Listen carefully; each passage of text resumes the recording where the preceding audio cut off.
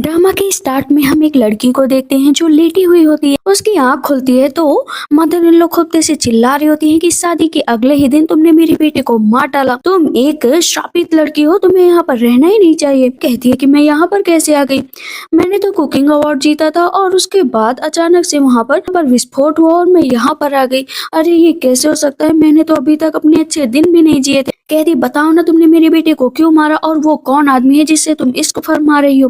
कहती है कोई भी नहीं है मदर, कोई भी नहीं। कहती बता दो वरना सच में आज तुम्हारी यहाँ पर जान ले लूंगी।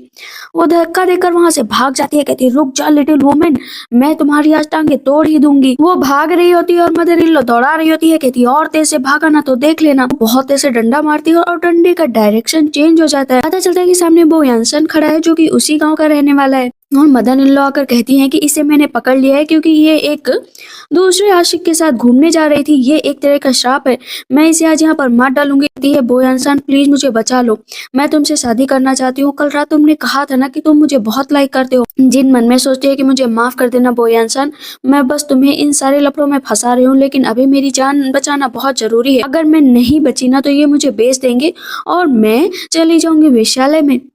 मैं ये कभी भी नहीं होने देना चाहती। इतनी देर में सारे गांव वाले भी भाग कर आ जाते हैं और मदर इन लॉ नीचे बैठकर खुद तेज से चिल्लाने लगती है कि वो आदमी कोई और नहीं, वो यानसान था जिसकी वजह से इस औरत ने मेरे बेटे को मार डाला। कहती है बोयानसान प्लीज प्लीज मुझे बचा लो। वो उसका हाथ पकड़कर ऊपर उठाता है और उधर मदर इन लॉ तो खूब तेज से चिल्लाने लग रही थी। गाँव वालों को ये भी पता था कि ये बुढ़िया इतनी भी अच्छी नहीं है, पहले अपनी बेटे की जिंदगी खराब की, उसके पास इस यंग विडो का, लेकिन यंग विडो किसी और के आदमी के साथ चली जाए तो ये हमारे गांव के लिए अच्छी बात नहीं है। इस बोया इंसान मुझे बचा लो, तुम जो कहोगे मैं करने के लिए तैयार हूँ, झाड़ू पोछा तुम्हारे घर का हर एक काम। लेकिन बोया इंसान को तो उससे पहली नजर में ही प्यार हो गया था। एक आदमी आता है उसे मारने के लिए तो बोया इंसान सामने आ जाता है, कहता है कि देखो इसकी इतनी हिम्मत कि इसको हाथ भी लगा सके। सबसे पहले रस्सी खोलता है, कहता है कि तुम लोग इसे बेचना चाहते हो ना, तो चलो बताओ कितना पैसा लेना है, मैं दूंगा। सारे गांव वाले कहते हैं कि अगर शादी तुम्हें करनी है बोयांसन तो किसी ऐसी लड़की से करो जो शादीशुदा ना हो ताकि तुम्हारी लाइफ अच्छी हो, एक ऐसी लड़की से शादी क्यों कर रहे हो। कहती है मैं सच बता रही हूँ, मेरे अंदर बहुत स्किल है, मैं बहुत अच्छा खाना बनाती हूँ, मैं 4 टाइम 5 टाइम जितनी बार कहोगे खाना बनाने के लिए तैयार हूँ। कहता है तुम्हें डरने की जरूरत नहीं है, मैं ये बेट कभी भी नहीं हारूंगा। कहती देखो देखो दोनों एक दूसरे को कैसे टच कर रहे हैं, 50 टेल्स चाहिए। वहां पर बहुत तेज से चिल्ला रही होती है वो औरत। गांव वाले भी कहते हैं 50 टेल्स तुम दे पाओगे। मन में सोचती है कि मैं तो वैसे भी जिंदा नहीं बचूंगी, लेकिन मदर इन लोग को भी छोड़ूंगी नहीं। कहती ओ ओल्ड बुढ़िया आ जाओ मेरे हाथों से मर जाओ। उसे मारने चलती है तो बोया इंसान रोक लेता है, कहता है मैंने कहा ना कि तुम्हें बेचा नहीं जाएगा, तो किस बात के लिए डर रही हो। वहां पर वो जो शिकार करके लाया था कहता है ये ले लो, ये 50 टेल्स से ज्यादा है। बहुत खुश हो जाती है कि थैंक यू सो मच बोया इंसान। मदर इन लोग कहती है ये पेपर रख लो ताकि पता चले कि तुमने इसे खरीदा है मेरी फैमिली से। बोया इंसान कहता है कि आज से तुम्हारी फैमिली से इसका कोई लेना देना नहीं है। अब यहाँ पर उसको थोड़ा सा हिम्मत आ जाती है। जिन मैनियन को वो बहुत तेज से मुक्का मारती है मदर इन लोग के, उनके 2 दांत टूट जाते हैं। कहती देखो ना इस लड़की ने क्या किया, लोगों को ऐसे नहीं जाने देना चाहिए। उसको अपनी बाहों में उठा लेता है और लेकर आ जाता है रूम के अंदर। कहती थैंक यू सर। कहते thank you sir, thank you बोया इंसान, ये सब नहीं चलेगा तो मुझे हस्बैंड बोलो। कहती तुम करने की कोशिश क्या कर रहे हो। बोया इंसान कहता है तुम्हारे कपड़े बहुत गंदे हो गए हैं, इनको चेंज कर लो, वैसे मुझसे डर लग रहा है, क्या तुम्हारा नाम क्या है। कहती जिन मैनियन। बोयांसन कहता है ठीक है अब से तुम मेरी वाइफ हो। तो उसके फोरहेड पर किस करता है, लेकिन अभी वो बहुत ज्यादा डर रही होती है। कहती मैं ये सब नहीं करना चाहती। कहते रो क्यों रही हो ये तो बताओ। उसका कपड़ा खोलता है तो उसको चोट लगी होती है। वहां से वो चला जाता है। कहती थैंक गॉड बच गई। वो खड़ी ही होती है और आगे बढ़ने की कोशिश कर रही होती है। इतनी देर में बोया इंसान फिर से आ जाता है। कहती प्लीज पीछे हट जाओ, मैं अभी ये सब नहीं चाहती। कहते हैं हाँ मुझे पता है तुम नहीं चाहती। बोया इंसान क्या करता है ना, उसके लिए 2 अंडे लाए हुआ होता है। कहता है एक तुम खा लो एक मैं खा लूंगा। वो खाने का सोचती है लेकिन दूसरे अंडे से वो उसके एक घाव की ना सिकाई करने लगता है। बोया इंसान कहता है याद रखो अब तुम मेरी वाइफ हो, तुम्हारी बॉडी के हर एक इंच पर सिर्फ मेरा हक है, मैं किस कर सकता हूँ, मैं तुम्हें छू सकता हूँ, चलो ना बेबी प्लान करते हैं। कहती क्या बेबी प्लान, मैं सिर्फ 23 ईयर की हूँ, पता है मैं बेबी प्लान नहीं कर सकती, मैं माँ नहीं बन सकती। इतनी देर में बोया इंसान की वहाँ पर आंट आ जाती है। कहती है क्या कर रहे हो तुम दोनों, वो भी एक वीडियो के साथ। भागकर आंट जाती है। कहती है देखो ना तुम्हारे ग्रैंडसन ने क्या किया है। ग्रैंड मदर कहती है कि तुम इस लड़की को अभी के अभी यहाँ से निकाल दो, ये बिल्कुल भी अच्छी नहीं है। अंकल भी कहते हैं तुम तो आर्मी से निकलने के बाद यहाँ पर आ गए, तो पैसे मिले होंगे कम से कम वो तो हम लोगों को दो, बड़ा पालन पोषण करके इतना बड़ा किया है। बोया इंसान कहता है मैं तो तुम्हें बता चुका हूँ हूँ कि मैं आप लोगों से सारे रिश्ते तोड़ चुका हूँ। पीछे बहुत तेजी से रो रही होती है कि मेरी वजह से वो इंसान भी मुसीबत में पड़ गया, देखो ना बेचारे के साथ क्या क्या हो रहा है। ऊपर से इसने मुझे बचा लिया, लेकिन आंट और पूरी फैमिली बहुत लालची होती है। वहां पर वो उठा लेता है पूरा का पूरा हाथ में बड़ा सा पत्थर, कहता है निकल जाओ यहाँ से, मुझे डराने की कोशिश मत करना, और ये मेरी वुमेन है, याद रखो कि अगर इसके आसपास भी कोई आए ना तो मैं उसका कचूमर बना दूंगा। वहां पर वो कहते हैं मेरी वाइफ चिंता मत करो, अब वो इंसान तुम्हारे साथ है। कहती ठीक है हस्बैंड। थोड़ा सा फिर से जियानविन थोड़ा सा जज्बा आता है, वो उठाती है डंडा, कहती भाग जाओ यहाँ से तुम सब के सब। पीछे उठ के स्माइल करने लगती है। उसकी स्माइल देखकर बोयांसन अपने ऊपर कंट्रोल ही नहीं कर पाता, कहते हैं हंस क्यों रही हो। कहती है मुझे यकीन है कि अगर हम दोनों साथ में रहेंगे ना तो देखना सब कुछ कितना अच्छा होगा। कहते हैं ठीक है बैठो यहाँ पर, मैं कल जाऊंगा माउंटेन पर क्योंकि मुझे वहां पर शिकार करने के लिए जाना है, लेकिन कुछ दिन लगेंगे, तब तक तुम यहाँ पर सब कुछ अच्छे से रखना। कहती हूँ लेकिन मैं कैसे रहूंगी। कहते हैं कि हाँ रहना तो पड़ेगा। उसका हाथ अपने दिल पर रखता है और उसको किस करने के लिए फिर से आगे बढ़ता है, लेकिन वो डर जाती है और उसके कंधे पर उसका किस हो जाता है। कहती है अच्छा तो तुम यहाँ किस करना चाहती थी क्या। कहती है अरे नहीं कितना सॉल्टी है ये सब। कहता अरे मैं तो शिकार करने गया था ना, उसके बाद मैंने नहाया ही नहीं, चलो तुम मुझे नहला दो और मेरी पीठ वगैरह भी रगड़ दो। कहती ठीक है हस्बैंड। हस्बैंड की बॉडी को रगड़ना स्टार्ट कर देती है। बॉडी देखकर तो उसे भी शर्म आ रही थी कि इतनी अच्छी बॉडी, उफ मेरी तो आंखें ही नहीं हट रही हैं, मैं क्या करूं। कहते क्या कर रही हो, देखने से मन नहीं भरा क्या, और तुम्हारी लार क्यों टपक रही है। कहाँ कहाँ लार तो नहीं टपक रही। वो उसका हाथ अपनी बॉडी पर रखने लगता है, लेकिन इतनी देर में पर वो धनुष उठाता है, कहता है ये लो तुम, और अगर यहाँ पर कोई आए ना तो उसके ऊपर डायरेक्ट अटैक कर देना। कहती है अरे लेकिन मुझे चलाना कहाँ आता है। कहता है देखो ऐसे चलाना है, अब टारगेट सेट करो और उस पर चलाओ, उस पर ये तीर चलाओ। कहती वाह बहुत अच्छा है। नेक्स्ट डे वो पूरे यार्ड की साफ सफाई करने का सोचती है कि एक भी गंदगी नहीं रहने दूंगी ताकि मेरा हस्बैंड यहाँ से बाहर ना निकाले। इतनी देर में अंकल आते हैं, कहते हैं कि पता है कुछ गड़बड़ हो गई है, तुम्हारे हस्बैंड की डेथ हो गई है, जंगल में उसको शेर ने मार दिया है। कहती मैं तो उसका इंतजार कर रही थी। आंट और ग्रैंड मदर आती है और बहुत तेज से जो है जिन यानमिन को मारने लगती हैं। आंट तो उसे नीचे ही गिरा देती है और वहां का जो भी सामान होता है ना अंकल तेजी से भरने लगते हैं। ग्रैंड मदर कहती यहाँ कुछ भी मत छोड़ना, जितना भी सब चीजें ना उठा ले चलो, यहाँ हम लोग कुछ भी नहीं छोड़ेंगे। कहती दूर हट बुढ़िया, और उसको धक्का दे देती है। कहती याद रखो कि अगर यहाँ पर एक भी सामान तुम ले गए ना तो मुझसे बुरा कोई नहीं होगा। सब लोग कहते हैं करने की कोशिश क्या कर रहे हो। वो तीर ले आती है, कहती है कि अगर जितना सामान उठाया सब यहीं पर रख दो वरना तीर चला दूंगी। अंकल आगे बढ़ने चलते कि हिम्मत है तीर चलाओगी, वो चला देती है और उसके हाथ पर लग जाती है। वहां पर मुखिया भी आ जाते हैं। मुखिया कहते तुम्हारी हिम्मत कैसे हुई किसी को मारने की। कहती है मुखिया नहीं, ये मेरे घर का सामान उठाकर लेकर जा रहे थे, मुझे जो है डरा रहे थे, मैंने सेल्फ डिफेंस में ऐसा किया। आंट जमीन पर बैठ जाती कि देखो देखो इसने मेरे साथ क्या कर दिया, इसने मेरे हस्बैंड को चोट पहुंचा दी। और ग्रैंड मदर वहां पर मुखिया को समझा देती हैं कि इसके हस्बैंड की तो डेथ हो गई तो ये सारी जगह मुझे ही बिलोंग करती है। अब गांव वाले उसे चारों तरफ से घेर लेते। जिन यानमिन कहती है कि सच को तुम लोग नहीं झुटला सकते हो। कहते सच यही है कि तुम एक तरह का श्राप हो, जहां जाती हो लोगों को मार देती हो। पहले अपने हस्बैंड को मारा, आज मेरे यहाँ पर बेटे को मार दिया। कहती है मैं डरती नहीं हूँ किसी से, याद रखो कि अगर मैं मर भी गई ना तो तुम लोगों को नहीं छोड़ूंगी, मेरा हस्बैंड वापस आएगा। सब कहते देखो तो इसकी अकल कितनी तेज चल रही है, मरने वाली है लेकिन रिडिकुलस बातें हैं कि खत्म ही नहीं होती। कहती है और बुढ़िया तुम सुन लो, मरने की कगार पर हो लेकिन पैसे का लालच है कि तुम्हारे अंदर से ही नहीं जा रहा। अंकल कहते रुक जाओ तुम्हें और मारूंगा, तो भूत है वो निकल जाए। बहुत तेजी से छड़ी से मार रहे होते हैं। कहती मैंने कहा ना कि मैं तुमसे बदला लूंगी। क्या मुखिया कहते हैं ये बदला लेने के लिए कुछ ज्यादा ही उतावली है, चलो आग लगा दो। वहां पर आग लगा दी जाती है। कहती बोयांसन आखिर तुम कहाँ हो, मैं तुम्हारा इंतजार कर रही हूँ। बाकी सब खूब तेज से हंस रहे होते हैं। कहती बोयांसन प्लीज वापस आ जाओ। हम देखते हैं कि बोयांसन आ जाता है।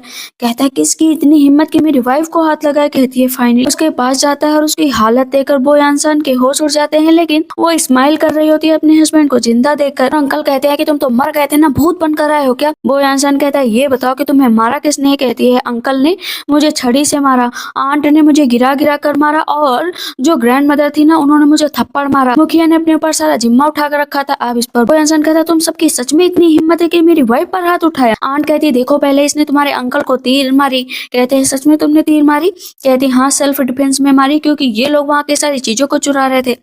बोयांसन कहता तुमने सही किया और मैं तुम्हारे साथ हूँ, देखो अब मैं क्या करता हूँ इन लोगों के साथ। बाद में वो उसको अपनी बाहों में उठा लेता है। ग्रैंड मदर खुद से चिल्लाने लगती है कि ये लड़का पूरा पागल हो गया है, देखो ना एक विडो को लेकर जा रहा है और मुखिया तुम बस खड़े होकर देख रहे हो। कहता है मैं क्या करूँ, अगर वो लेकर जा रहा है, वो उसकी वाइफ है, कुछ भी करे।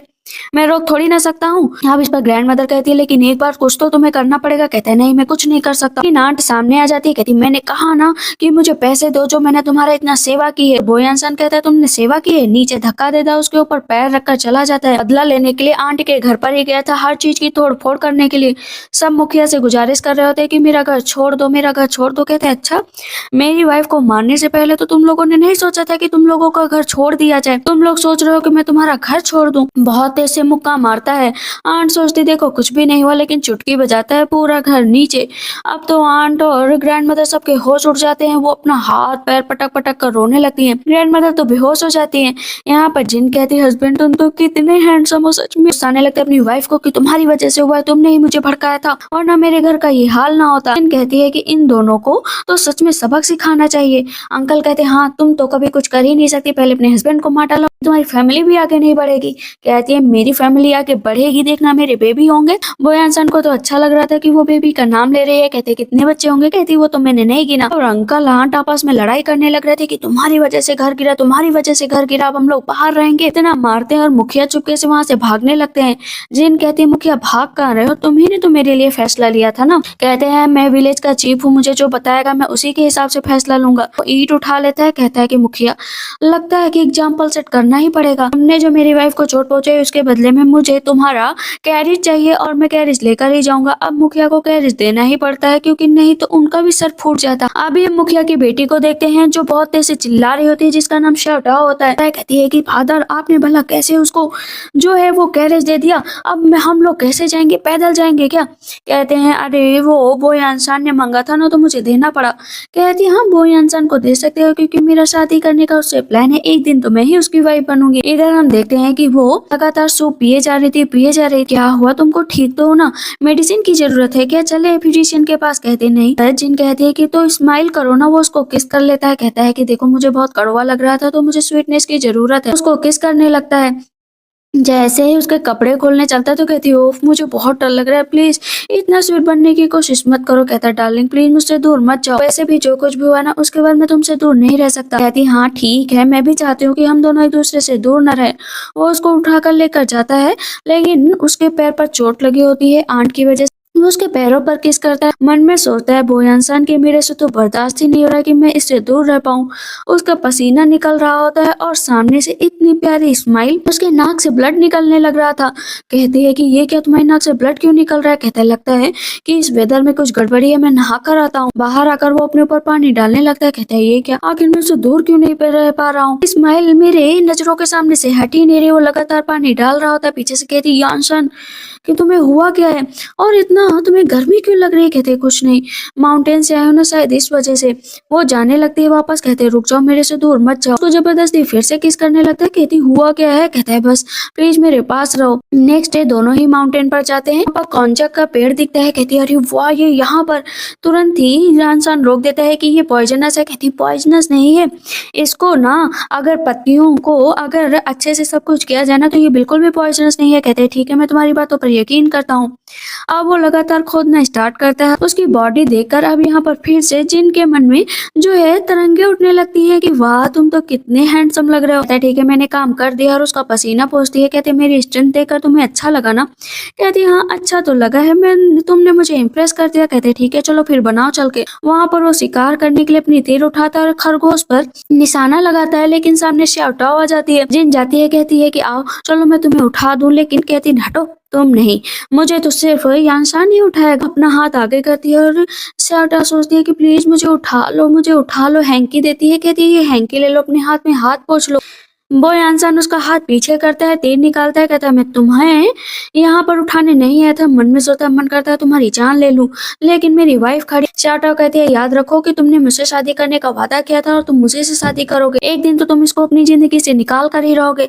और आग थू जो तुम ऐसे वीडियो से शादी कर रहे हो। कहती है तुमने मुझे आँखों कहा और तुम मेरे हस्बैंड से ऐसे बात कर रहे हो। तुमने अपनी शक्ल देखी है? मन में सोचूं तुम्हारी शक्ल बहुत अच्छी है और तुम भी अट्रैक्टिव है, लेकिन इसका कोई काम नहीं बनेगा। वो इंसान से मुझसे ही प्यार करता है और मैं विलेज चीफ की बेटी हूँ, याद रखो। और तुम लिटिल वुमेन, तुम्हें तो मरना पड़ेगा। मारने चलती है तो यहाँ पर बहुत ऐसे जिन उसका हाथ पकड़ कर नीचे गिरा देती है। कहती है याद रखो तुम्हारे फादर को लेसन सिखाया था, अब तुम्हें लेसन सिखाना पड़ेगा। वो इंसान कहता है मार डालो का इसको यहाँ पर, ये सही रहेगा। आप थोड़ा बहुत तो शाउट आउट डर जाती है, अभी के लिए यहाँ से निकलना पड़ेगा, बाद में आती हूँ। कहती है कि वो इंसान देखो बाकी औरतों से अपने सारे रिश्ते खत्म कर दो, तो क्योंकि एक न एक दिन तो मुझे तुम्हारी ही जिंदगी में आना है। वो इंसान कहता है निकलो यहाँ से।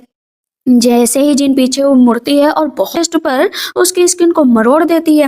वो इंसान के कहता बहुत दर्द हो रहा है। कहती याद रखो मेरे सिवा तुम किसी के पास नहीं जाओगे। ऑन जैक का जो है डिश बना रहे थे, कहती है देखो तुम टेस्ट करके देखना, एकदम मजा ही आ जाएगा। वैसे भी ये मेरी सीक्रेट रेसिपी है। और इमेजिन करने लगती है कि पैसों की बरसात हो रही है, चारों तरफ पैसे ही पैसे हैं। तो इंसान के मन में तो और ही बातें चल रही थी कि मैं अभी अपनी वाइफ को टच भी नहीं कर पाया हूँ, आखिर मुझे डर किस बात का लग रहा है। मैं तो बिल्कुल भी नहीं डरता हूँ। कहती है कि चलो मैं थोड़ी देर के लिए फ्रेश एयर लेने जा रही हूँ। बाहर चली जाती, सो रही होती है, लेकिन देखती है कि वहां पर उसका हस्बैंड है ही नहीं। कहती वो इंसान आखिर कहाँ चले गए, वो इंसान कहाँ पर हो। उसके दिमाग में आता है कि श्यावटाव मिली थी, कहीं उसके पास तो नहीं चला गया। कहती है अरे मेरे हस्बैंड प्लीज मुझे छोड़कर मत जाना। भाग कर जाती है और इधर हम देखते हैं श्यावटाव को जो बैठी होती है, क्योंकि उसने कहा था जो है यानसान से कि उसका कैरिज ले आना, क्योंकि उसे नूडल्स मार्केट में ले जाने। बैठे बैठे सुबह से बेचारी को शाम होने वाली थी, लेकिन अभी तक वो इंसान आया ही नहीं था। तो गांव के लोग आते, कहते जो तुमने ये नूडल्स बना रखे हैं ना, इसमें से बदबू आने लगी है इतनी गर्मी में। कहती निकलो यहाँ से, मैं किसी का इंतजार कर रही हूँ और मुझे पता है कि वो इंसान मुझे नहीं छोड़ेगा, वो बस मेरे साथ गेम खेल रहा है। जैसे ही वो आएगा ना तो मुझे लेने भी आएगा। तभी उसकी दोस्त आती है, कहती है कि वो इंसान बहुत सारे गिफ्ट वगैरह लेकर आया है सिर्फ तुम्हारे लिए। कहती हाँ सॉरी फील कर रहा होगा ना, चलो चलते हैं। इधर बॉय इंसान कहता है कि वाइफी मैं तुम्हारे लिए बहुत सारी चीजें लेकर आया। अंदर चला जाता है और पीछे से शाउटाओ आ जाती है, कहती है उफ मेरे लिए इतने गिफ्ट। गांव वालों देखो मेरा होने वाला हस्बैंड मुझे कितना लाइक करता है। कपड़े निकाल कर पहनती, कहती है अच्छे हैं ना, अच्छे हैं ना। इतनी देर में वहां पर जीन आ जाती है, कहती कपड़े निकालो ये मेरे हस्बैंड लेकर आए हैं। कहती है कि तुम्हारे हस्बैंड नहीं है, मेरे होने वाले हस्बैंड लेकर आए हैं। उसकी दोस्त बहुत ऐसे धक्का दे देती है जिनको वो नीचे गिर जाती है। कहती तुम्हारी हिम्मत कैसे हुई है ये इंसान के कपड़ों को हाथ लगाने की, पता है कि ये कितने कीमती हैं। वहां पर वो शूज निकालती है, कहती है शूज में मेरे हर चीज मेरी, लेकिन शूज ना उसको हो ही नहीं रहे थे क्योंकि उसकी नाप के नहीं थे। कहती है ये हो क्यों नहीं रहे मुझे, लेकिन टाइट है तो क्या हुआ, मैं तभी पहन लूंगी। कहती देखो देखो मुझे हो गए ना, कितने अच्छे हैं। और ये शूज जो बेकार वाले हैं ना ये तुम ले लो। दोनों को तेते से हंस रही होती है तो जिन उठती है और दोनों के मुंह में जूता घुसा देती है। कहती है कि बहुत अच्छा लगा ना, टेस्ट अच्छा है ना।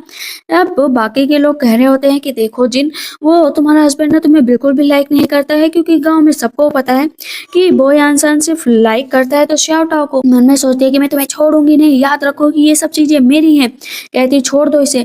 वहां पर पेस्ट्रीज होती है ना, उसको गिरा कर नीचे शाउटाओ जमीन से रगड़ने लगती है। कहती प्लीज छोड़ दो, ये मेरे हस्बैंड लेकर आओ। पैर पर खोदते से मार देती है। कहती चुड़ैल कहीं की, मैं तुम्हें छोड़ूंगी नहीं। कहती है गाँव वालों मैं तुमसे अभी भी कह रही हूँ कि ये लड़की बिल्कुल भी अच्छी नहीं है। यह इंसान सिर्फ मेरी ही सुनता है तो तुम लोगों को भी मेरी ही सुननी पड़ेगी।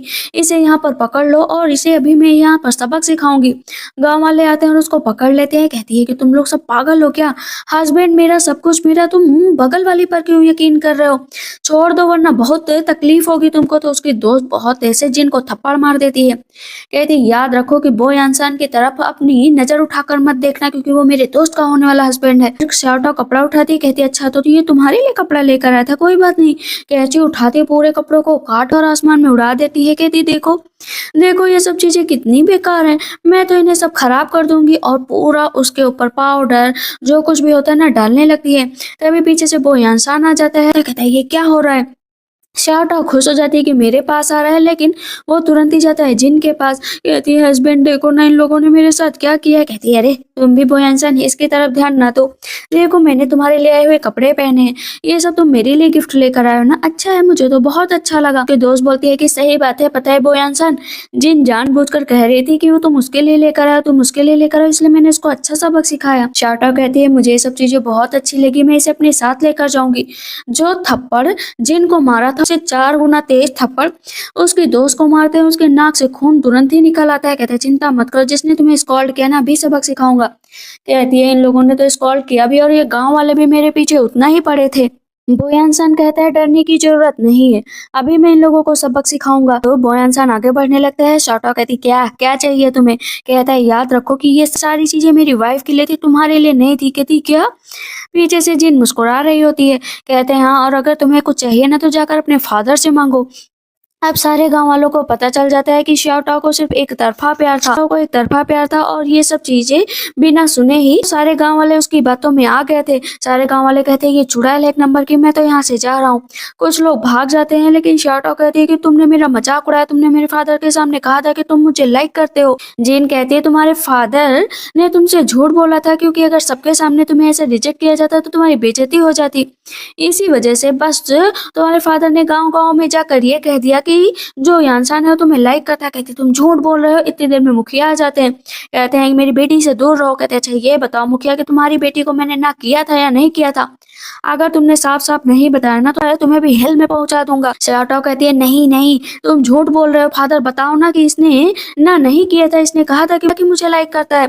मुखिया उसको थप्पड़ मार देते हैं। कहते हर चीज को क्यों तुम इतना खराब कर देती हो, मुझे क्या कंगाल बना दोगी क्या? कहती है कि अच्छा फादर, आपको अपनी बेटी से ज्यादा अब दूसरों की चिंता होने लगी। कहते हैं ऐसी बात नहीं है, पहले ये लोग मेरा कैरेज ले गए, आज पैसे मांग लेंगे तो हम लोग क्या करेंगे? कहते हैं, माफ करना मुझे बोया इंसान, मैंने ही सब जगह अफवाह उड़ाई थी, तुमने तो ना किया था। अब शाओटाओ के होश उड़ जाते हैं। जिन कहती है कि अगर मुखिया तुम इतनी ज्यादा अफवाह उड़ा सकते हो तो सोच समझ कर अफवाह उड़ानी चाहिए थी। शाओटाओ तो पागल हो चुकी थी कि भला मुझे कोई कैसे रिजेक्ट कर सकता है, मैं इतनी अच्छी हूँ, मुखिया की बेटी हूँ, मेरे सामने तो लोग नाक रगड़ेंगे तब भी मैं शादी ना करूँ।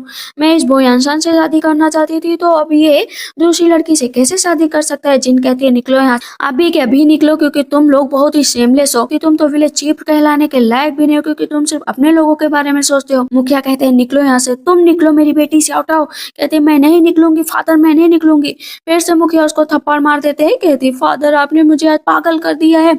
वहां से भाग जाती है। वो माफी मांगते हैं, मुखिया को उठाकर लाती है। कहते हैं कि तुम्हें बहुत चोट लगी, मुझे आने में देर हो गई, लेकिन तुम सिर्फ मेरे पास ही रहोगे और तुम सिर्फ मेरे हो। कहते हैं हाँ मैं सिर्फ तुम्हारा ही हूँ, प्लीज रो मत, तुम रोते हो तो मुझे बिल्कुल भी अच्छा नहीं लगता। उसको बार बार किस करता रहता है, किस करता ही रहता है। कहते हैं चुप हो जाओ वरना और भी किस करूंगा। वो नहाने के लिए गर्म पानी में बैठ जाती है। जैसे ही वो इंसान वहां से जाने लगता है तो जिन कहती है प्लीज मुझे छोड़कर मत जाओ, मैं तुम्हारे साथ रहना चाहती हूँ। अब बोया इंसान को तो ये मौका ही चाहिए था, वो तुरंत ही उसको किस करने लगता है और वहां पर वो दोनों अपना टाइम स्पेंड करते हैं। इधर हम देखते हैं कि वो अपना सामान लेकर मार्केट में आ गई होती है और बेचना स्टार्ट करती है। पहले तो लोग नहीं खरीद रहे होते हैं, लेकिन जब खरीदते हैं तो उन लोगों को बहुत ही अच्छा लगता है। उसका सामान फेमस होने लगता है। तभी एक भिखारी आता है, कहता है वाह कितना अच्छा सामान है। वो भिखारी जैसे ही खाने के लिए बैठता है ना तो वहां पर पहुंच जाती है शाओटाओ और उसे पैसे दे देती है। भिखारी वापस आकर चिल्लाने लगता है कि इसमें जहर है, इसमें जहर है। कहती मैंने कहा ना कि इसमें जहर नहीं है, तुम लोग आखिर मेरे पीछे क्यों पड़े हुए हो? कहता है इसमें जहर है, मैं तो मरते मरते बचा हूँ। कहती है कि अच्छा अभी मैं तुम्हें बताती हूँ। वो खड़ी हो जाती है लेकिन उसे पकड़ लिया जाता है। वहां पर शाओटाओ कहती है कि अब तो तुम्हें मौत के चंगुल से कोई भी नहीं बचा सकता है, देखना तुम जेल में ही रहोगी जिंदगी भर। इतनी देर में वहां पर यह इंसान आ जाता है। कहता है क्या हुआ, मुझे कोई बताएगा? पता चलता है कि जिनको उठाकर ले जाया गया है जो है मजिस्ट्रेट के पास, उसे सजा देने के लिए जितने भी लोग होते हैं सब बता देते हैं। शाओटाओ को लगता है कि मेरा प्लान कहीं फेल ना हो जाए और ये जो इंसान है वो जाकर जिनको बचा ना ले, इसी वजह से वो नेक्स्ट प्लान के बारे में भी सोचते हैं। इधर मजिस्ट्रेट कहते हैं कि तुम साफ साफ दोषी हो, तुम्हें इसकी सजा मिलेगी। यह इंसान देखता है कि शाओटाओ के साथ एक आदमी बहुत ही ज्यादा बदतमीजी कर रहा है, उसके साथ छेड़खानी कर रहा है। कहती प्लीज मुझे बचा लो, मुझे बचा लो। ये भी उसका नाटक होता है। जीन इधर कहती है ओ मजिस्ट्रेट तुम मेरे खिलाफ गलत फैसला ले रहे हो, मैंने कोई भी कन्फेशन नहीं दिया, मैंने कुछ भी नहीं कहा और ये आदमी जानबूझकर कह रहा है कि इसमें पॉइजन मिला था, तुम मुझे सजा नहीं दे सकते हो। कहता है सजा तो मिलकर रहेगी, इसे सजा दो। उसकी उंगलियों को पकड़ कर दबाया जा रहा होता है। इतनी देर में वहां पर यांसान आ जाता है और मजिस्ट्रेट के ऊपर उठा कर मारता है। उसकी नाक से खून निकलने लगता है। पहले सैनिकों को नीचे गिराता है, फिर मजिस्ट्रेट को पकड़ता है। कहता है मजिस्ट्रेट ऊपर बैठो, सच बताओ कि तुम्हें किसने कहा था ये सब करने के लिए? भिखारी भी भागने लगता है तो यह इंसान उसको भी उठा लेता है। जब उठाता है तो वहां पर शाओटाओ के कान के झुमके नीचे मिलते हैं। कहती है अच्छा तो ये सारा सारा का सारा किया हुआ काम किसी और का नहीं, शाओटाओ का है। यानसान कहता है कि ये औरत मेरा पीछा क्यों नहीं छोड़ देती, हर बार मेरे बीच में आ जाती। भिखारी कहता है हाँ हाँ, जो जिस औरत के बारे में तुम बता रहे हो ना, उसी ने मुझे ये कहा था करने के लिए। पता चलता है कि जब वो चिल्ला रही थी कि मुझे बचा लो, मुझे बचा लो, प्लीज मुझे बचा लो, तो वो सिर्फ टाइम वेस्ट कर रही थी यानसान का। तो वो कहता है मैं तो अपनी वाइफ को बचा कर ही रहूंगा, तो वो बेहोश कर देता है। उन दोनों को ही साथ में लेकर भी आया हुआ होता है। सच्चाई तो यही बताई कि उसके सामने जिन बैठी होती है, और जैसे जैसे शाओटाओ की आंख खुलती है, कहती है अरे तुम मरी नहीं क्या, तुम जिंदा हो, मैंने तुम्हें पॉइजन के केस में फंसाया था। कहती नहीं नहीं, ऐसा नहीं हो सकता, मैंने तो ऐसा कुछ भी नहीं किया, सब झूठ बोले। भिखारी बोलता नहीं, यही औरत थी, यही औरत थी। कहती है मैं नहीं थी, सच में नहीं थी। तो जो आदमी उसके साथ छेड़खानी कर रहा था ना, उसे भी पैसे देकर शाओटाओ ने बुलाया था। और अब तीनों को मजिस्ट्रेट जेल में भेज देते हैं। कहती है कि और तुम मजिस्ट्रेट, आगे से मेरे काम में अड़ंगा मत डालना, वरना तुम्हारा भी बुरा हाल होगा। इधर वो अपना सामान बेच रही होती है, लगातार बेच रही होती है, उसके पास बहुत सारे पैसे आ जाते हैं। शाओटाओ जेल में खोते चिल्ला रही होती है कि यहाँ पर चूहे हैं, चूहे हैं। कहती है प्लीज मुझे बचा लो, मुझे बचा लो, मैं भी मजिस्ट्रेट की 18th कॉन्कुबाइन बनने के लिए तैयार हूँ। इधर हम देखते हैं कि कॉन्कुबाइन का नाम सुनते ही अब तो मजिस्ट्रेट खुश हो जाते हैं। कहते हैं वाह, एक यंग लड़की उन्हें मिलेगी। उसको छूने लगते हैं। कहती है मजिस्ट्रेट, आपको नहीं लगता है कि आप मैं आपके लिए कुछ काम करूं? कहते हैं क्या काम करोगी बताओ। कहती है वो जिन जो सामान बेच रही है, मैं उसकी रेसिपी आपको ला कर दे सकती हूँ, इससे आपका डबल फायदा होगा, आप यहाँ के सबसे अमीर आदमी बन जाएंगे। कहते हैं ठीक है, जो करना है करो। उसके बाद मैं तुम्हारे साथ अच्छे से वक्त बिताऊंगा। वो उसको जबरदस्ती किस कर रहा होता है, लेकिन वहां पर शाओटाओ को उसका छूना बर्दाश्त नहीं हो रहा था। मन कर रहा था उसका कि इसको मुक्का मार कर नीचे गिरा दे, लेकिन अभी अपने लिए काम करना है। तेजिन बैठी होती, कहती मेरे पास बहुत सिल्वर आ गया है, एक दिन हम लोग कंट्री चलेंगे, हम लोग सिटी चलेंगे और वहां पर अपना घर बनाएंगे। वो फिर से नई रेसिपी बनाती है। जैसे ही इंसान देखता है, कहता है तुम्हारे साथ थोड़ा सा रोमांस भी कर लूं। उसे खिलाकर देखता है, कहता है ये तो बहुत ही टेस्टी है, सच में इसे हम लोग बेचते हैं ना एकदम परफेक्शन के साथ, ये बहुत बिकेगी। कहती हाँ तुम्हारे साथ तो यही रहेगा। नेक्स्ट डे हम देखते हैं कि मुखिया कहता है कि यहाँ का माहौल को सही नहीं लग रहा है। उधर से शाओटाओ आ जाती है इतराते हुए। सब गांव वाले कहते हैं ये क्या है? कहती है मैंने मजिस्ट्रेट से शादी कर ली, मैं उनके 18th कंकुबाइन बन गई हूँ, और मैं उस पॉइजनस वुमेन को यहाँ से हटाने भी आई हूँ, देखना आज उसका काम तमाम कर ही दूंगी। सब कहते हैं हाँ सही कहा, हाँ सही कहा। यानसान कहता है कि तुम लोगों को जलन हो रही है ना, हम लोग अपनी जिंदगी में आगे बढ़ रहे हैं, खासकर इस मुखिया और मुखिया की बेटी को। ती शाओटाओ कहती है देखो अब मैं इन लोगों का क्या हाल करूंगी। जिन कहती है डरने की जरूरत नहीं है, वैसे भी 18th कंकुबाइन है, भला इज्जत क्या होगी इसकी, बस थोड़े दिन का तुम खिलौना है, उसके बाद तुम्हें तुम्हारी जिंदगी से हटा देंगे। मुखिया कहते हैं कि तुम ये क्या कर रही हो? कहती है कि हटो। मुखिया तो वो अपनी बेटी को फिर से थप्पड़ मार देते हैं कि तुम हर बार ऐसा क्यों करती हो? कहती है कि फादर ये सारा पैसा देख रहे हो ना, ये सिर्फ तुम्हारे लिए है और आगे चलकर ये सब तुम्हें ही मिलेगा। इधर हम देखते हैं कि जिन अपना बिजनेस स्टार्ट करने के लिए नए नए लोगों से मिल रही थी, तो वो रेस्टोरेंट टू रेस्टोरेंट अपना सामान बेचने लगे। घर आकर वो हिसाब लगा रही होती है, लेकिन ये इंसान का मन तो रोमांस करने का था। कहती है प्लीज थोड़ा काम कर लेने तो, उसके बाद रोमांस भी करेंगे। कहता है नहीं मुझे रोमांस करना है, इसके अलावा मैं कुछ भी नहीं सोच सकता। कहती ठीक है रुक जाओ, काम कर लो अपना। रेस्टोरेंट का काम वो शाम टाइम में करती थी और पूरे दिन टाइम में उसने क्रीम बनाई थी जो लोगों को बेचेगी, और वो क्रीम बहुत ही अच्छी है जिससे लोगों का चेहरा भी बहुत अच्छा होगा। पहले तो जिस लेडी की दुकान पर जाती है वो मानने को तैयार हो जाती है, लेकिन आधे टाइम पर पहले वो सिर्फ सैंपल देती है, तो वो लेडी कहती है ठीक है।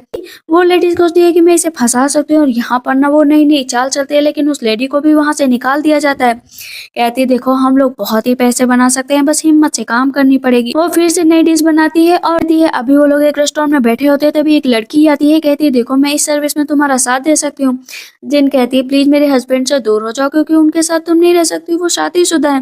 कहती मैं तो ऐसे ही कह रही थी, मैं भी शादीशुदा हूँ। वहां पर वो उसे क्रीम देती है। कहती है कि ये आप लगा कर देखो, अगर अच्छा लगे ना तो आप मेरे बिजनेस में मेरा साथ दे सकती हैं, और अपने हस्बैंड को लेकर वहां से चली जाती है। वो लड़की तो बहुत खुश होती है। वो इंसान कहता है कि सच में तुम्हें उस पर यकीन है? कहती है हाँ यकीन है। इधर हम देखते हैं कि सेम वैसे ही शाओटाओ भी बेच रही थी। कहती है देखो मेरा इतना अच्छा सामान है कि बस बिका ही जा रहा है, बिका ही जा रहा है। तो शाओटाओ ने रेसिपी चुरा कर खाना बनाया था ना, इसकी वजह से लोगों के मुंह से झाग निकलने लग रहा था।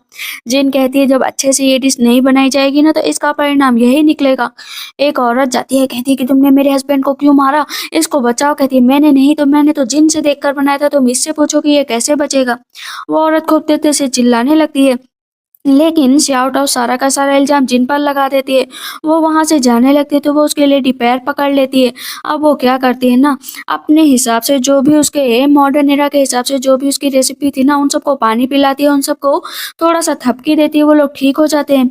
लेकिन इतनी देर में वहां से श्याओ भाग जाती है, कहती आज तो मैं बच गई।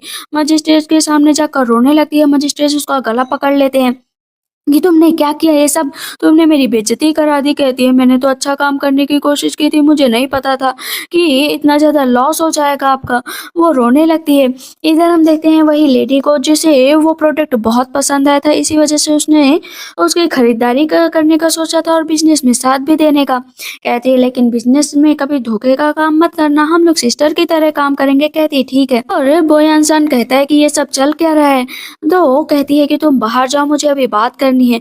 वो लेडी उसको कपड़े देती है कि तुम्हारे लिए कपड़े, तुम बहुत अच्छी लग रही हो। कहती है कपड़े सच में? कहती है हाँ, जाओ अपने हस्बैंड को रिझाओ जाकर। जैसे ही वो इंसान देखता है ना जिनको, तो कहता है तुम सच में तुम ही हो ना। वो उसको बस देखता ही रहता है, देखता ही रहता है। कहते हैं कि तुम हमसे, मेरी नजर ही नहीं हट रही है। कहती है हाँ ठीक है, लेकिन हम इधर देखते हैं कि वो जो है जिनका किडनैप कर लेती है शार्टो, और उसे कहती है तुम्हारी वजह से मेरा बिजनेस खराब हो गया। कहती है रेसिपी तुमने चुराई, सब कुछ तुम्हारी वजह से हुआ, आखिर मैंने क्या किया। कहती है कि मैंने मजिस्ट्रेट से शादी की, पता है 18th कंकुबाइन, लेकिन वो मेरे पास आता है तो मुझे घबराहट होती है। मैंने सोचा था मैं सब कुछ बदल दूंगी, लेकिन मैं कुछ भी नहीं बदल पाई। मैं तुम्हें यहाँ पर जान से मार कर रहूंगी। वो इंसान आ जाता है, शार्टो का गला पकड़ लेता है। कहती है कि आखिर मेरे में क्या कमी थी जो तुमने इसको चुना, बताओ ना। मैं तो सोच रही थी कि मेरी जिंदगी बदल जाएगी, लेकिन अभी भी मेरी जिंदगी बर्बाद ही है। जिन कहती है तुम चिंता मत करो, अगर तुम अच्छे से काम करोगे तो तुम्हारा सब कुछ अच्छा होगा। तो वहां से सब कुछ छोड़कर चली जाती है। कि अब जिन कहती है कि शायद आगे चलकर ही अपनी जिंदगी में कुछ अच्छा काम करे, हम लोग किसी को इतना भी गंदा नहीं बोल सकते हैं। इधर हम देखते हैं कि वो रास्ते में खड़ी होती है और उसी लेडी के पास जाती है जो क्रीम बेच रही थी। कहती है क्रीम मैं नहीं लूंगी, निकलो यहाँ से। उसको धक्का मार देती है। कहती है प्लीज आप ये क्रीम देख तो लो एक बार। जैसे ही सूंघी, कहती वाह ये तो क्रीम बहुत अच्छी है। अभी जिन लगातार क्रीम बना रही थी, कहती इसकी बिक्री ना किसी अलग तरीके से करनी पड़ेगी ताकि हम लोग डे बाई डे आगे ही बढ़ते जाए। कहते ठीक है चलो। और अपना नई डिश भी बनाई होती है और हस्बैंड से कहती है खाकर देखो। शाउट आउट थी, वो बहुत खुश थी कि उसने उसकी कुछ क्रीम बेच दी और ये पैसे भी मिले हैं। वो उसको पलट कर पैसे देती है। कहती है जाओ और तुम भी अपनी अच्छे से जिंदगी जीना, क्योंकि तुम मेरी बिजनेस पार्टनर बन गई हो। कहती है, ठीक है मैं अब ऐसा ही करूंगी। वो बार बार जिनके गले लग रही थी कि इतनी खतरनाक मोड़ से वो बाहर निकली है, वरना उस मजिस्ट्रेट के चंगुल में होती ना तो मर ही जाती। शाउट आउट अपने फादर के पास कहती फादर मैंने कुछ सिल्वर इकट्ठा किया है, ये आप ले लो ताकि आपकी जिंदगी अच्छी हो जाए। कहते हैं निकलो यहाँ से। आप तुम बताओ, मैं ये सिल्वर लूंगा, कुछ सिल्वर। कहती है कि फादर आप मेरे फादर हैं ही नहीं, भला आप मुझे इस तरह बेइज्जत कैसे कर सकते हैं। अपना सामने बैठ जाती है कि गांव वालों से कहती है कि आप लोग भी कोई ना कोई सामान खरीद लो, अगर सामान खरीदोगे तो आप लोगों के लिए अच्छा रहेगा।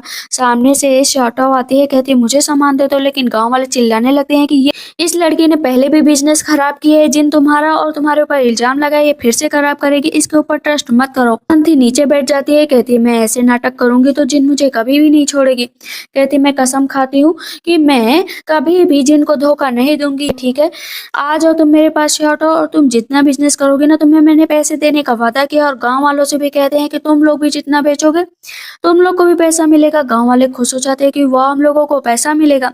लेकिन इतनी देर में यहाँ इंसान की आंट, ग्रैंड मदर और वहां पर अंकल आ जाते हैं। कहते हैं कि जो भी पैसा मिला है हम लोगों को भी चाहिए। कहती है अच्छा काम न धाम, पैसे पूरे चाहिए, निकलो यहाँ से। ग्रैंड मदर कहती है कि मैंने ऐसा ग्रैंडसन पैदा किया जो कितना बेकार है। पीछे से मुखिया कहते हैं कि अगर इसी तरह काम चलता रहा तो मैं तो मुखिया कहलाने लायक ही नहीं रह जाऊंगा, मेरी तो बेइज्जती हो जाएगी, मैं अपनी बेइज्जती बिल्कुल भी नहीं करा सकता हूँ।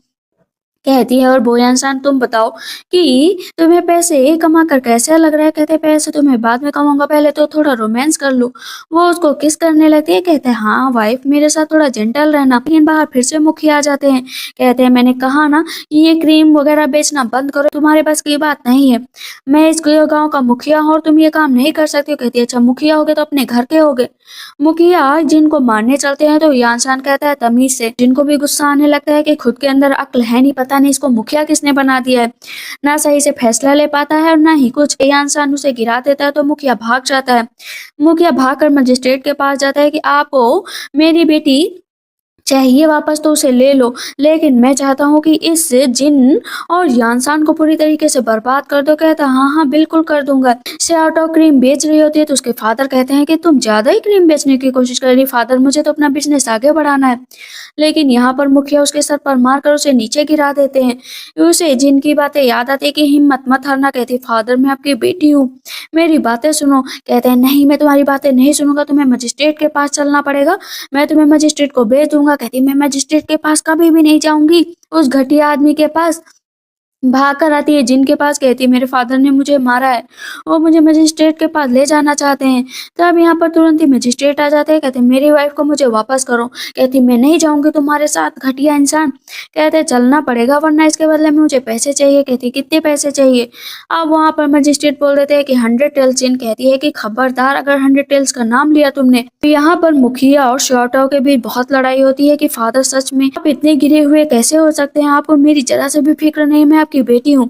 कहती है कि मेरी वजह से जिन और बोयांसान तुमको चिंता करने की जरूरत नहीं है, 100 टेल्स तो तुम लोगों के पास नहीं होंगे, इसी वजह से मैं जाने के लिए तैयार हूँ। उसे घसीट कर ले जाया जा रहा होता है एकदम बेरहमी से। रोने लगती है कि मैं श्याओटाओ को ऐसी तकलीफ में न देख सकती। तब यहाँ पर यांसान कहता है इसे छोड़ दो, 100 टेल्स कल मैं तुम्हें दे दूंगा।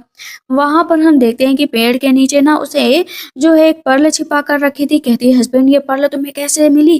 कान पकड़ कर उखाड़ने लगती। कहता है अरे जब आर्मी से निकला था ना तो वहां पर सबको एक एक दिया गया था, मैंने विक्ट्री हासिल की थी इसी वजह से मुझे मिला। कहती माफ करना कि मैंने तुम्हारे ऊपर शक किया। इतना महंगा मोती देखकर तो मजिस्ट्रेट के मुंह से लाट टपकने लगती है। तुम्हें मेरी बेटी को ले जाना चाहिए, मेरी नाक कटवा रही है, तुम्हें इस पर्ल की जरूरत नहीं होनी चाहिए। मजिस्ट्रेट कहता है हट बुड्ढे कहीं के, मुझे तो यही चाहिए। पर जिन कहती है लेकिन एक काम और करना पड़ेगा, तुम्हें इस श्याओटाओ को तलाक देना पड़ेगा। कहता है तलाक तुरंत दे दूंगा, मतलब एक सेकंड नहीं लगाता और वो तलाक दे देता है। फिर मोती लेकर वहां से जाने लगता है। वो मजिस्ट्रेट को क्या लग रहा था इतना महंगा इतना प्रीशियस मोती वाला इसके पास कैसे आया। पीछे से मुखिया आते हैं। कहते हैं ये क्या कर रहे हो, मेरी बेटी को क्यों छोड़कर जा रहे हो। कहते हैं अरे अभी टाइम ओवर नहीं हुआ है, इससे मैं बदला लेकर ही रहूंगा। नेक्स्ट टाइम देखते हैं वो प्रैक्टिस कर रहा होता है। कहती वाइफ का तो फर्ज है ना कि अपने हस्बैंड को खुश रखे, देखो तुम्हारी बॉडी कितनी अच्छी। कहता है हाँ कितना बॉडी देखोगी, देख तो चुकी हो ना। कहती हर बार हर टाइम। अभी हम देखते हैं कि इधर फिर से मजिस्ट्रेट आ जाते हैं। इधर अभी हम देखते हैं कि फिर से मजिस्ट्रेट आ जाते हैं वो इंसान के पास उसे पकड़ने के लिए कि वो इलीगल तरीके से मोती अपने पास रखा था। कोई भी सबूत नहीं कि इसे कहाँ से मिला है। जिन बैठी हुई होती है और वहां पर शर्ट आकर बताती है कि वो इंसान की जान खतरे में है, उसे मजिस्ट्रेट उठाकर लेकर जा रहे हैं क्योंकि यहाँ पर इंसान ने जाने से मना कर दिया था, लेकिन इतने लोगों से वो लड़ाई नहीं कर सकता था। जिन कहती है कि मैं तुम्हारा इंतजार करूंगी। उसके पेट में बहुत तेज से दर्द होने लगता है।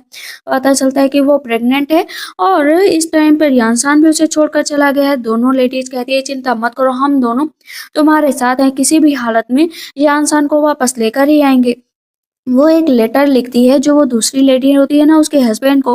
कहती है प्लीज प्लीज प्लीज मेरे हस्बैंड को बचा लेना। और उसे हर जगह यांसान ही दिखाई दे रहा था। तभी हम देखते हैं कि वहां पर आंट वगैरह आ जाती है फिर से उसके घर के सामान को हड़पने के लिए कि इसकी वजह से देखो मेरा ग्रैंडसन जेल में चला गया और अभी भी यहाँ पर ये आराम फरमा रही है। कहते निकल जाओ तुम लोग वरना मेरे से पूरा कोई नहीं होगा। झाड़ू उठाकर पटक पटक कर उन लोग को बाहर निकाल देती है। इतनी देर में गांव वाले भी आ जाते हैं कि ये लोग कभी उस लड़की को शांति से रहने ही नहीं देते। गांव वाले कहते हैं तुम्हें चिंता करने की जरूरत नहीं है, वो लोग जितना भी पैसा होता ना एक एक करके इकट्ठा करके देते हैं, कि हम सब तुम्हारे साथ हैं। इधर दूसरी लेडी होती है अपने हस्बैंड से कहती है कि प्लीज हेल्प कर दो। कहते हैं मैंने कहा था ना कि मेरे से इस तरह के काम मत करवाया करो। कहती है अरे मेरे दोस्त है प्लीज थोड़ी सी हेल्प कर दो। वहां पर वो कहते हैं ठीक है तुम्हारे हस्बैंड का नाम क्या है। कहते वो इंसान कहते अभी तक कहाँ पर था। कहते गाँव में मेरे हस्बैंड। और लेडी बोलती चिंता मत करो शायद को मेरे हस्बैंड कुछ करें, लेकिन उस लेडी के हस्बैंड ने कुछ नहीं बोला और वहां से चले गए। अब तो वो डर गई थी और खा रही होती है। इतनी देर में उसे लगता है ना कि कोई दरवाजे पर है। भाग कर जाती कहती मैं मार डालूंगी अगर कोई भी ऐसा वैसा हुआ। लेकिन पता चलता है कि वहां पर इंसान है। कहती थैंक गॉड तुम आ गए, मैं कितना डर गई थी। और बेबी भी। कहते क्या बेबी। अब तो बहुत ही ज्यादा इंसान खुश हो जाता है कि मैं कितना लकी हूँ कि मुझे बेबी भी मिल गया। तब यहाँ पर जिन पूछती है कि तुम छूटे कैसे। पता चलता है कि जो वो दूसरा आदमी होता है ना वो आर्मी में ही होता है। वो यानशान के साथ 5 साल पहले जब युद्ध चल रहा था तब वहाँ पर यानशान ने इस आदमी को बचाया था कि ये एहसान उतारने का टाइम मेरा है, इसी वजह से मैं तुम्हें जेल से छुड़वा रहा हूँ। इधर हम देखते हैं कि वो यानशान ने ना सोने की टेल्स भी छिपा रखी थी। कहती हस्बैंड हस्बैंड हस्बैंड हम लोग अब सिटी की तरफ चलेंगे, मेरा ड्रीम पूरा हुआ, मेरा सपना पूरा हुआ। कहता है हाँ बिल्कुल, हम दोनों का सपना एक ही है। दोनों एक दूसरे के गले लग जाते हैं और इसी के साथ इस ड्रामा की एंडिंग होती है। तो आप लोग को ये ड्रामा कैसा लगा मुझे कमेंट सेक्शन में जरूर बताइएगा। तब तक के लिए बाय बाय, टेक केयर।